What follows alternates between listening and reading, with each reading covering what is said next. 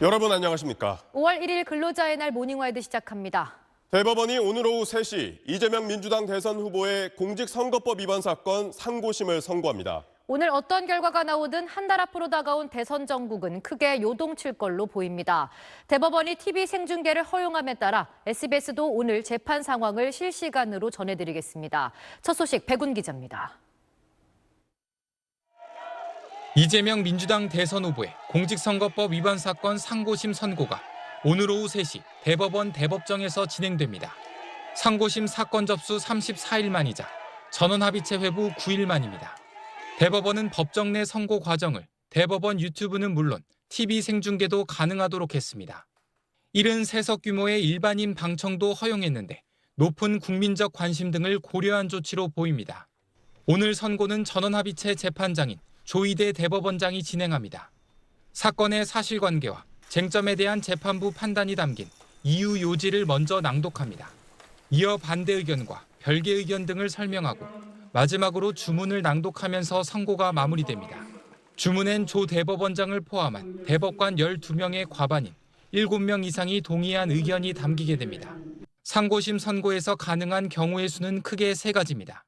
대법원이 2심 판결에 문제가 없다고 판단해 검사의 상고를 기각하면 이 후보의 무죄가 확정됩니다.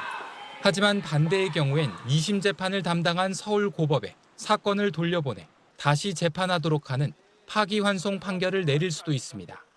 대법원이 직접 항소심 판결을 파기하고 형량을 정할 수도 있는데 가능성이 낮다는 게 법조계 중론입니다. 상고심의 경우 피고인 출석 의무가 없어 이 후보는 오늘 법정에 나오지 않기로 했습니다. 1심과 2심에서 유무죄가 엇갈렸던 만큼 최종 심인 대법원이 어떤 판단을 할지 관심이 쏠리고 있습니다.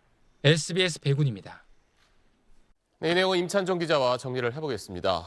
이제 대선이 얼마 남지 않았는데 내일 이제 대법원이 결과에 따라서 이 사건이 마무리가 될 수도 있는 거고 좀 더 봐야 할 수도 있는 거잖아요.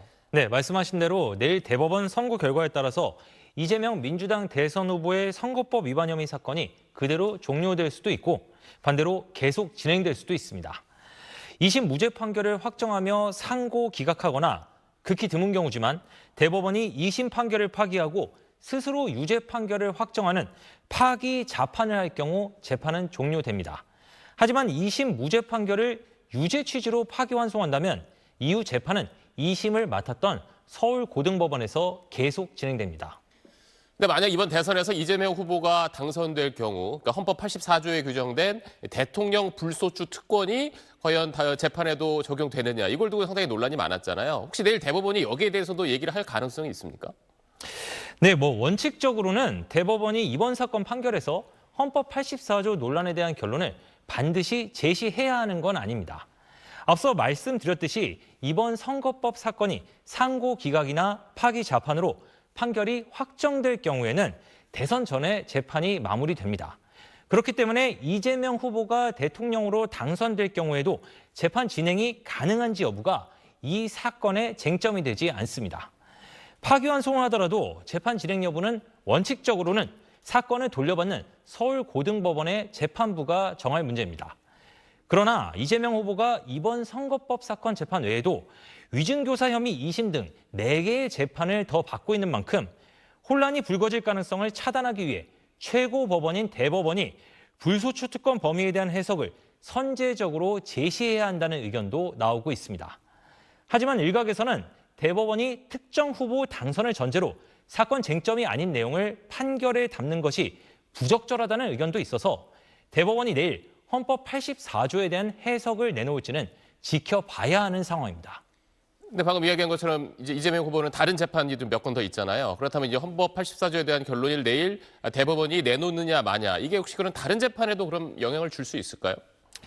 네, 만약 대법원이 헌법 84조에 따라서 현직 대통령에 대해서는 취임 전부터 진행되고 있던 형사 재판도 정지된다는 결론을 제시한다면 이재명 후보가 대통령이 될 경우 다른 형사 재판도 모두 정지될 가능성이 큽니다.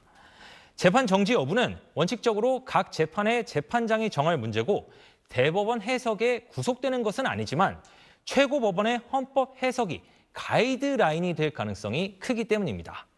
반대로 대법원이 현직 대통령이라도 취임 전에 기소된 사건에 대해서는 형사 재판이 정지되지 않는다는 해석을 내놓을 경우에는 이재명 후보가 대통령이 되더라도 다른 형사 재판들이 진행될 가능성이 큽니다. 하지만 이 경우 재판 진행으로 인해 권한을 침해당했다는 취지로 이재명 후보 측이 헌재에 헌법재판을 청구할 가능성 등도 있습니다. 네, 알겠습니다. 지금까지 사회부 임찬정 기자였습니다.